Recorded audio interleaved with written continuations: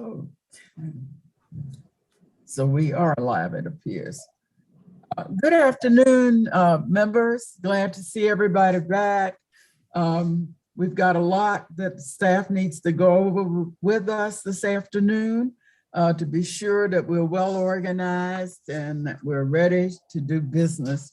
So I am going to start by turning it over initially to, who's gonna take us?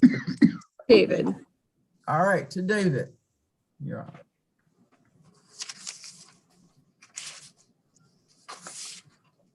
It looks like I'm not muted. So to begin this organization meeting, you were sent earlier today or late yesterday, 2 packets of information. We're going to go over those briefly, some in more detail. I'll let Tammy handle Did I get them? It was sent through email. So you should have gotten it yesterday, or you got it now? Okay, good. So we're all set. So there's 2 packets of information we sent to you yesterday. Tammy will go over some of them in more detail, but just generally speaking, this is nothing you haven't seen before, at least regarding the first packet, which is the committee guidelines/rules. We also have information in there about committee jurisdiction, analyst responsibilities, and early session briefings. You'll see that there's only 2 scheduled early session briefings. One's next Thursday. It's a big briefing with multiple other committees online, or it'll be remote, about the Health Services Cost Review Commission's report from an actuary on medical liability. And then the other briefing is the following Thursday. It's going to be the usual fiscal briefing. Otherwise, it's going to be primarily bill hearings from here on out. Just quickly, if you recall, the first part of the document is the committee rules or guidelines. And there's information in here just to remind you on bill hearings, testimony for bill hearings, what to do with withdrawn bills or how to get a withdrawn bill to the committee. There's voting procedures, which includes information, preparation of amendments, voting lists, presentation of bills during voting. Let's see, voting sessions, reconsideration and votes, presenting bills on the Senate floor, et cetera, et cetera. We also talk about the rules mention ad hoc work groups, which would be formed by the chair to address certain issues. There's information on jointly assigned bills, and it concludes, or it doesn't conclude, but one of the last things is bills with significant fiscal notes. We don't know what that guidance is going to be yet, but I know that the Budget and Tax Committee is preparing some guidelines in case there's something we have to go along with them to before it goes to the floor. And Tammy is going to talk in more detail about the committee procedures, because some of them have changed. This regards mostly testimony and witness lists and how the committee will conduct itself during the hearing process, not so much the voting process. Like last year, it's anticipated that all voting you'll be in the committee for voting. But up until at least February 11th, those items will be streamed. We don't know what's going to happen after February 11th, whether you're going to go back to the real normal procedures or not. So I'll turn it over to Tammy to go into detail about the hearing and submitting testimony procedures. Hey, Madam Chair, Yes. I wanted to ask Dave, before we go to Tammy, just on the, I had a question for Dave. That's okay. That's fine. So one of the things that last year, I'm specifically talking about the 1 month when our voting sessions are going to be streamed, not open to the public, right? So one issue that came up last year was during our voting sessions, when people are watching us on Zoom, the only person that they can see is Chair Kelly. And they don't, you can't tell watching who's voting for what. And so I think one thing to think about is that 1 month where the voting is streamed, that we should do roll call votes, that so the folks can actually hear who's voting which way, because last year that you couldn't. You would just have Chair Kelly, declaring the bill passed, failed, and the camera would be on her. Meanwhile, we were doing our voice votes, but if you're watching in, you wouldn't have any idea what was going on. And I think that was problematic. So I don't know if we've thought about that issue, but I wanted to. We probably had not thought about that issue, and so I'm glad you're bringing it to our attention. And maybe that's a good suggestion, that we just go ahead and call each person's name as we get to them for the vote, as so long as we're doing it on Zoom. Just that 1 month, If obviously, Tammy thinks that would work. yeah. Yes, So anyway.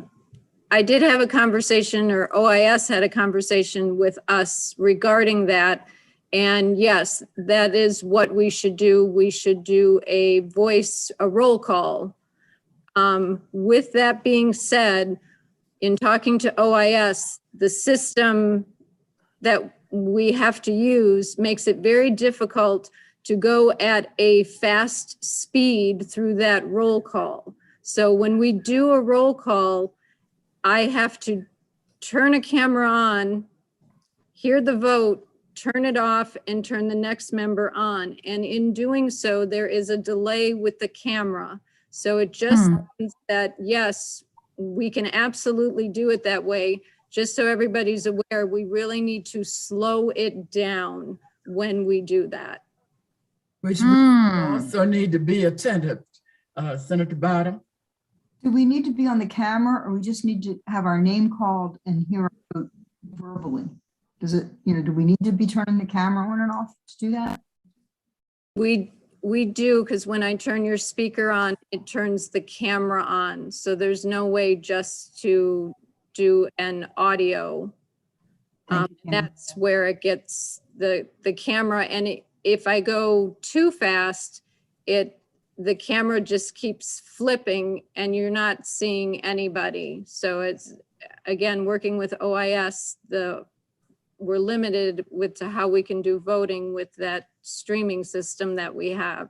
So You're asking good questions and we're getting good responses. That makes sense. So one thing that it does mean that all of us need to show up on time and to remain attentive and to be quiet and not talk to our seatmates while anything is going on, because that also could maybe make it difficult for, when we're trying to go through a vote individually with the camera going off and on to each person and then separate names needing to be called. But I think you're bringing up good points. You could possibly, and I don't know, we'll have to explore this with the president's office about, depending on the nature of the bill, it's quite possible you don't have to do a roll call on every vote. If you're okay with that, again, it's got to be the nature of the bill, and you can make, you can make that decision as each bill comes up on a voting list. But some of them should be so straightforward that may not be necessary. So it would be situational on whether you want a full, slow roll call vote or not.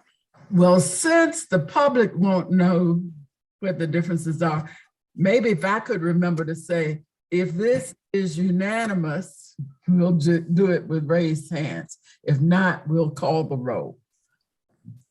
How would that be?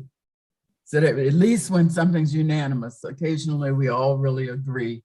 And rather than to take the time in those situations, we could do it once and for all. Would that work? I agree.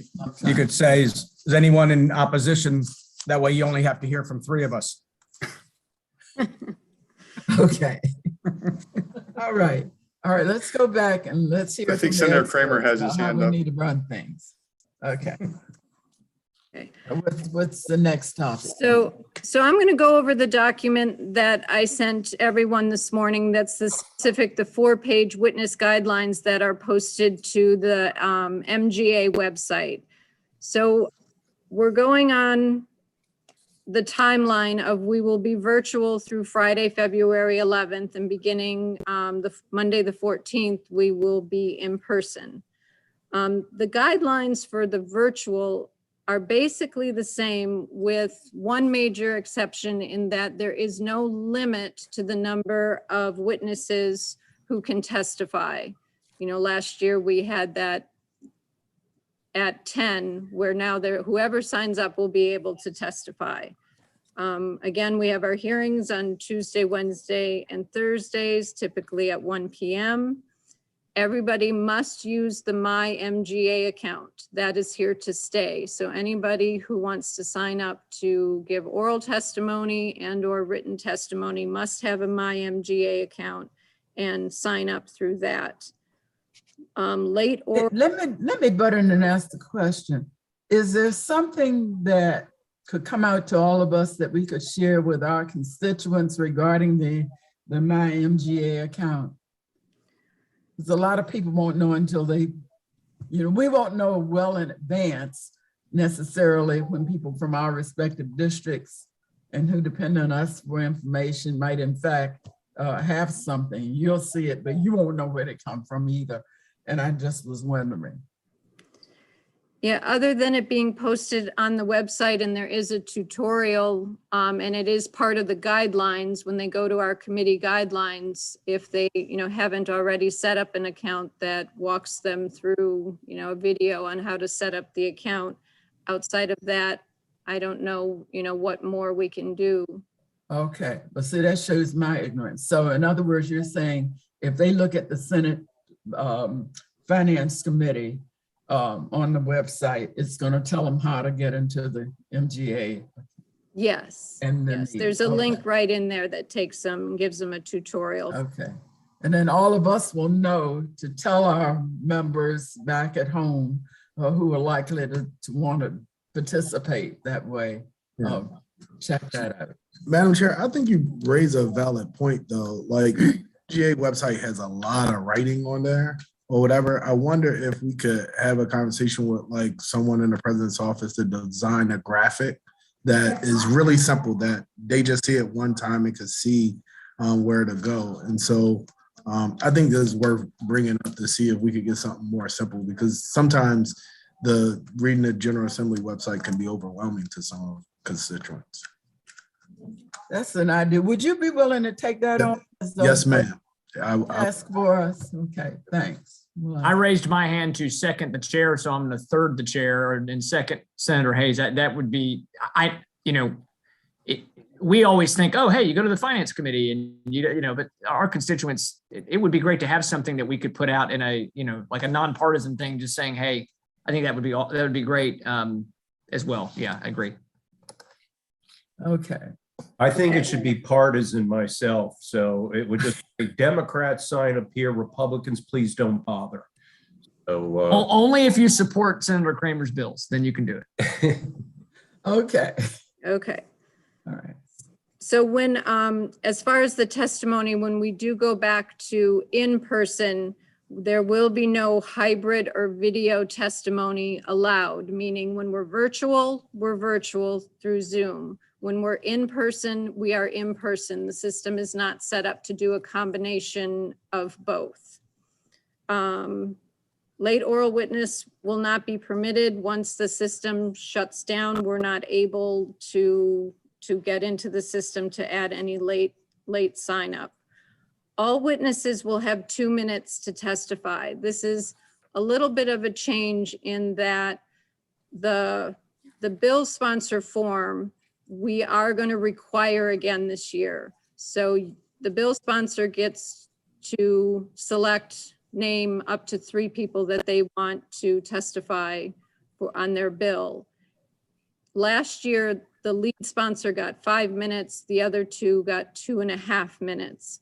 Well, this year, because we are not limiting the number of witnesses who can testify, we are just doing a blanket 2-minute time limit for testifying, which can be extended at the chair's discretion. Okay. And if somebody has a really technical bill that's highly important and you need your lead sponsor to do more, let us know well in advance so we can work with staff to see if we could get you a little more time. Right. And if you have an amendment. Senator Kramer has his hand. Oh, sorry, Senator Kramer. thank you for that. So Tammy, wait a minute. You said that there are 2 or 3 people that the sponsors can designate and they will get more time, or it's still 2 minutes? It's just 2 minutes. Last year, they were given additional time because they were the only witnesses testifying on the bill because we limited it to those witnesses, but now there's no limit. So we won't be designating anybody for any purpose this session. You will be designating your sponsor witnesses so we know when we call the bill who you want to present your bill. So we will need the form. It will need to be that 2 days in advance of the hearing when we're virtual, 1 day in advance when we are in person. But, and even though you submit those forms and you give us those names, they must sign up themselves. Just a reminder, because we started out last session where committee staff was putting those names in. We are not doing that. So they must, not only we have the form and you designate, but they must sign up through the MyMGA account. Got it. Thank you. So again, if there were, even for things like that, if there were some kind of a little tutorial that could be put together, all of us to utilize it in our respective districts.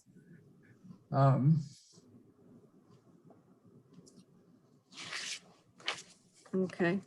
Okay. Right. So if you have an amendment, Tammy, sorry, yes. quick question. I know you guys aren't going to be signing people up, but if we had staff that was willing to sign up, like some of our witnesses, is that possible or is just not possible? It has to be the It's person. just not possible in that each person has to have their own account with their own dedicated email address. Mhm. That's where the link gets sent to the email address. Gotcha. Okay. And then that's right, because once it sends them the link, they have to then click on there to verify that is them in order to be registered.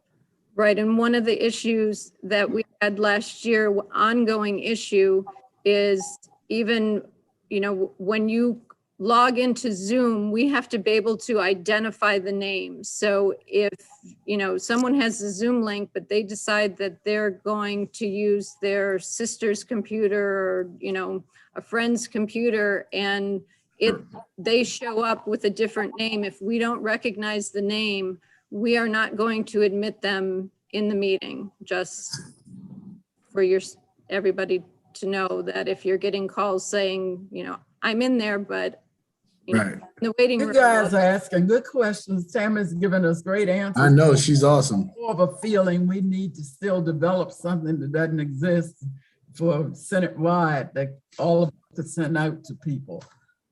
Okay. Yeah. So if you have an amendment prior to the submission deadline for written testimony, please submit that with your written testimony. If the amendment is after that submission deadline, then you would email it directly to the committee. And this year for finance, I am going to have a specific email set up just for amendments. So it'll be finamendments@MLIS. But again, if you have the amendment and you can submit it with your written testimony, that's very helpful, because then obviously all the other members see it when we have the bill hearing.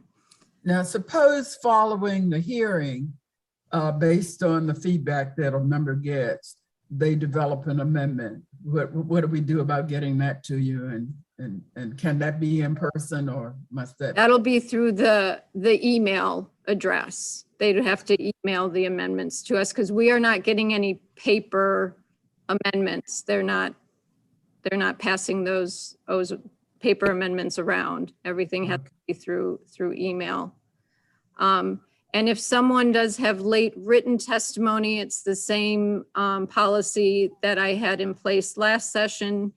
They can email a copy and I will put it in the bill file, but I will make them aware that the testimony it's too late to submit it through the electronic submission. So when we have our bill hearing, you guys are not seeing it, because you are only seeing what was submitted electronically. So it would be their responsibility to get copies to you. But I will put a copy in the bill file. So next we go to the part where we're specific to when we are virtual. So again, the witness sign-up submission will be 2 days before the hearing. It's open for a single 5-hour period. So from 10 a.m. to 3 p.m., 2 business days before the hearing, that's when it's open to sign up to testify and for submitting written testimony. For the members, if you are submitting written testimony, please just sign up as written. As the bill sponsor, you are automatically in the system for oral testimony. So when you submit your written, just please check the box that you're doing written testimony, not both. Okay. And PowerPoint, any audio visual presentations, again, this year will be limited to the sponsor only. Okay, any requests for bill order? If you could get those to me 2 days before the bill hearing, that's very helpful. Again, the 4 committees work together when we put the bill order together. So we are communicating with each other. So if you have bills in 2 other committees, we are communicating with them so as that you're not called at the same time in other committees. But if you are making special arrangements with another committee about a bill order in their committee, please let me know, because that'll affect where I put you in our order for finance. Let's see. So the rest of those guidelines really are for once you're in the Zoom meeting. So when we are in person, the sign-up period will be 4 p.m. the night before and continue until 10 a.m. the morning of. Again, any requests for bill order, please let me know when you submit that form. At that time also, PowerPoint's audio visual will just be limited to the bill sponsor. And there will be limited seating in the committee hearing room. I don't have the specifics of exactly how that's going to work, but the screen outside of the committee hearing room will stream our hearings. So those people that have to wait outside will be able to watch the hearing, although it will be with that like 20-second delay. But they will be able to view it from outside the hearing room, and we will just have to navigate how many people can be in the hearing room. And, some people may have to leave when we let others in. We may have to wait a few minutes when we call witnesses to get them from that outer lobby into the hearing room. Question. Yes, Senator Augustine. Yeah, hey, thank you, Tammy. Am I understanding that you still have to have an email in order to sign up to do in person? Yes. I'm misunderstanding. Even when you're in person, it's my understanding the My MGA account is now, that's how we will sign up. That's here to stay. So you have. I just have a problem with that. I mean, not everybody has an email or ability to, there has to be, I would just suggest that we need to have an option for those people who do not have an email or access to this. I understand it when we're in a virtual environment, but when we come out of the virtual environment, I just think that is, I think that prevents certain people from being able to participate in this process. In fact, you got whole sections of the state, including in Baltimore City and in northern Baltimore County, where there's no broadband. Right. Structure for doing Same it, way in just Prince like- George's. So that maybe that's something we should take up with leadership. Right. I would be grateful if you would. Thank you. Oh, well, all of us should, if you care about that. But certainly there are people who can't afford email, and there are elderly people who, it's too late to teach them how to use it and so on. Okay. So moving on to the House bills, it's the same as last year. We're not going to hold hearings on cross-filed bills. And then the other House bills will be sponsor only unless there's opposition, and we will hold a limited bill hearing on those bills. David addressed the committee briefings. Right now, we only have the two. The briefing that is scheduled with the three other committees, the joint briefing, Judiciary is the host of the meeting. So you will not get an email from the no reply email with the link. I will send you, I will have to get the email from Judiciary. So when I have that link and any of the meeting materials, you'll receive an email from me to join that briefing.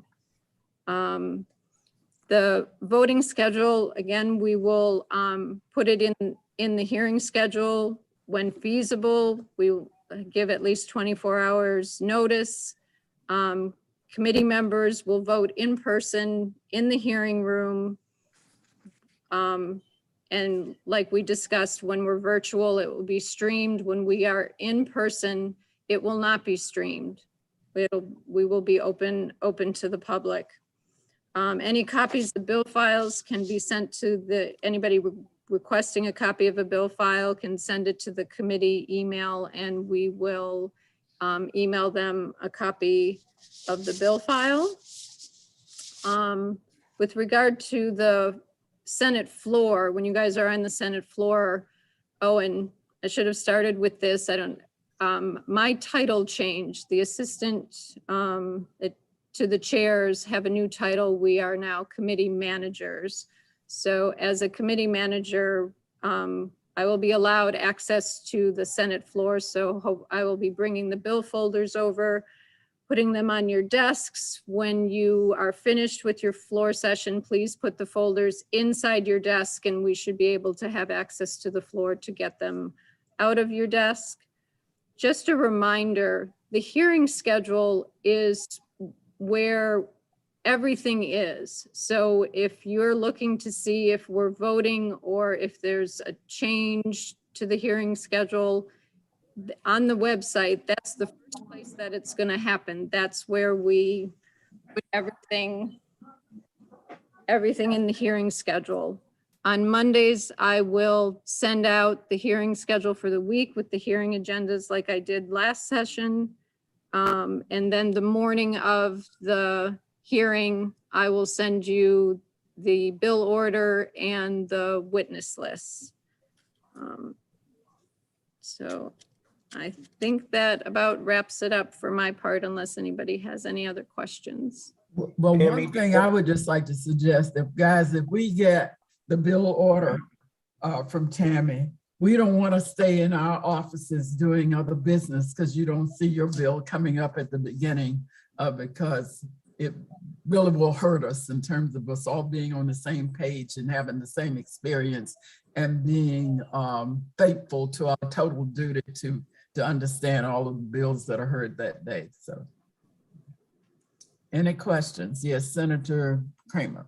Yeah, thanks, Madam Chair. Tammy, do you want us to look, out of the gate Tuesday, I have 5 bill hearings in other committees. Do you want to hear from our office to give you the heads up that, if we've got bill hearings in other committees, we're going to be missing, in action?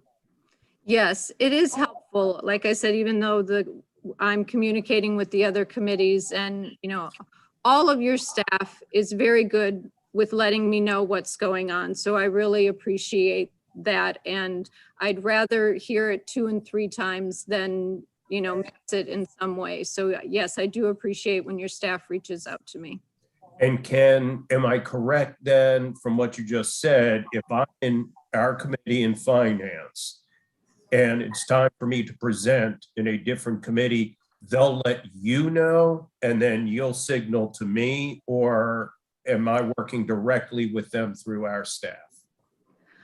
I believe we're going to try and do the same thing that we did last year, at least through the virtual part, that the president's office, I believe, has reached out and asked who should we contact when we want to reach you, whether it be you directly, your cell phone, or your staff, and then your staff notifies you. When we are in person, then the 4 committee managers we communicate through email, and obviously you're here in the room, and then we will tell you, which committee is calling you for your bill.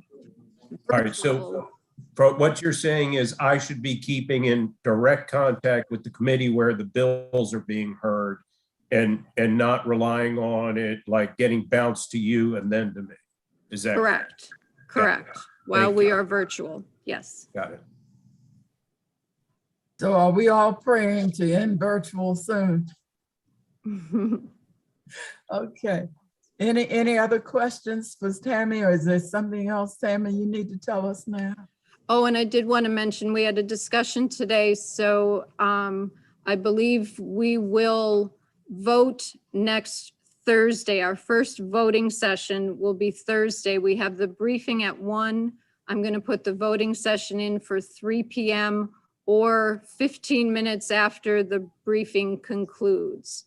So that will be put in the hearing schedule, but I just wanted to give you all a heads up that that will be our first voting session, will be Thursday, the 20th at 3 p.m. Okay. Are there other questions or concerns? Can I ask a question? Yes. When we vote, I know there was some debate, disagreement last year about a couple of items related to when we first and second. Correct me if I'm wrong. My understanding is when a bill is moved and seconded, that would be an opportunity for people to offer debate, perhaps offer an amendment, or are we sticking? That's my understanding of the way the process should work, in my opinion. So I just wanted to clarify, are we going to be in a situation where something gets seconded and now somebody can offer an amendment? Or just want to make that clear kind of on the front end that first and seconding something doesn't mean we don't get to still debate it and offer amendments, correct? Let's hear from the analyst and our Tammy. I would say that would probably be correct. So the committee has always had ample opportunity, given the senators ample opportunity to debate things. So a second just means the motion's on the floor, but I don't think it should, at least under our, it's not really directly addressed in our guidelines, but that should not preclude debate. I wouldn't think, or offering amendments. Are there other questions or concerns? All right. Now, guys, have we covered everything we need in order to be ready to go to work? Okay, and we've got, what, 3 bill hearings this afternoon?